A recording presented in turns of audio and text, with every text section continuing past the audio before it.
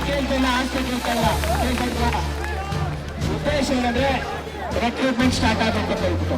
ಮತ್ತೆ ಇನ್ನೊಂದು ಮನವಿ ಮಾಡ್ಕೊತೀನಿ, ನಿಮ್ಮ ಸ್ನೇಹಿತರು ಯಾರ್ಯಾರು ಇದ್ದಾರೆ ಅವ್ರನ್ನೆಲ್ಲ ಇಲ್ಲಿ ಕರೀ.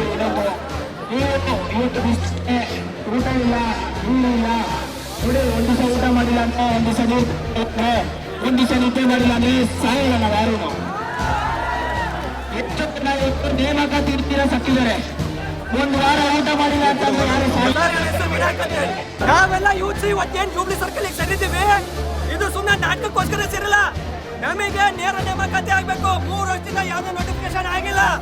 ನಮ್ಮ ಮನೆಯಿಂದ ಹೊರಗೆ ಹಾಕಿದಾರೆ ನಮ್ಗೆ. ಇವತ್ತು ನೀವು ಕೆಲಸ ತಗೊಂಡ್ಬರ್ಬೇಕು, ಇಲ್ಲಾಂದ್ರೆ ಮನೆ ಬರಕ್ ಹೋಗ್ಬೇಡ. ಹೆಣ್ಣು ಕೊಡ್ತಾ ಇಲ್ಲ. ಮೇನ್ ಹೆಣ್ಣು ಕೊಡಾಕತ್ತಿಲ್ಲ, ಕೆಲಸ ಇಲ್ಲ, ಹೆಣ್ಣು ಕೊಡಾಕತ್ತಿಲ್ಲ. ಇಲ್ಲಿ ದೇಶ ಹೆಂಗ್ ಬೆಳಿಬೇಕು? ಬೆಳಗ್ಗೆ ಅಂತ ಹೇಳಿದ್ರೆ ರೊಕ್ಕ ಇಲ್ಲ ಅಂದ್ರೆ ಏನು ಮಾಡಕ್ಕಾಗಲ್ಲ. ಈಗ ಅದಕ್ಕೋಗಿ ಕೆಲಸ ಇಲ್ಲ ಅಂತ ಹೇಳಿದ್ರೆ ನಾವು ಬೀದಿ ಅಲ್ದು ರೆಸ್ಯೂಮ್ ಕೊಟ್ಟು ನಾವು BA ಕಲ್ತಿದ್ದೀವಿ, ರೆಸ್ಯೂಮ್ ಕೊಡ್ಬೇಕು. ರೆಸ್ಯೂಮ್ ಕೊಟ್ರೆ ನಮಗೆ ಕೆಲಸ ಇಲ್ಲ ಅಂತಾರೆ, ವರ್ಕ್ ಎಕ್ಸ್ಪೀರಿಯನ್ಸ್ ಕೇಳ್ತಾರೆ. ಏನ್ ಮಾಡ್ಬೇಕು? ಸರ್ಕಾರಿ ನೌಕರಿ ಬೇಕು. ಸರ್ಕಾರಿ ನೌಕರಿ ಇಲ್ಲ ಅಂತ ಹೇಳಿದ್ರೆ ನಮ್ದೇನು ಜೀವನ ನಡೆಯಲ್ಲ.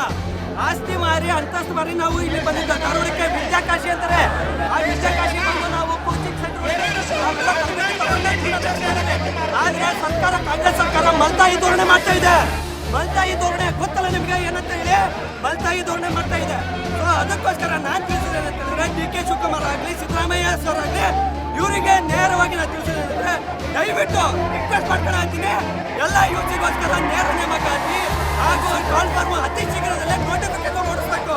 ಸರ್ಕಾರಕ್ಕೋಸ್ಕರ ನಡೆಸ ನಿಮ್ಮ ಏನದು ನಿಮ್ಮ ದೇವರಿಗೋಸ್ಕರ ಕೆಲಸ ನಡೆಸಬೇಡಿ. ನಮಗೋಸ್ಕರ ದುಡ್ಡುಗಳ ನಮ್ಮ ನೋಡ್ರಿ.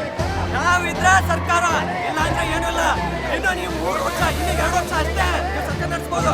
ಸೊ ಆಮೇಲೆ ನಾವ್ ಏನ್ ಮಾಡ್ಬೇಕು ಅಂತ ಗೊತ್ತಿಲ್ಲ. ಇನ್ನೊಂದ್ಸರಿ ಮುಟ್ ನೋಡ್ಕೊಂಡು ಕಾಂಗ್ರೆಸ್ ಬರಲ್ಲ.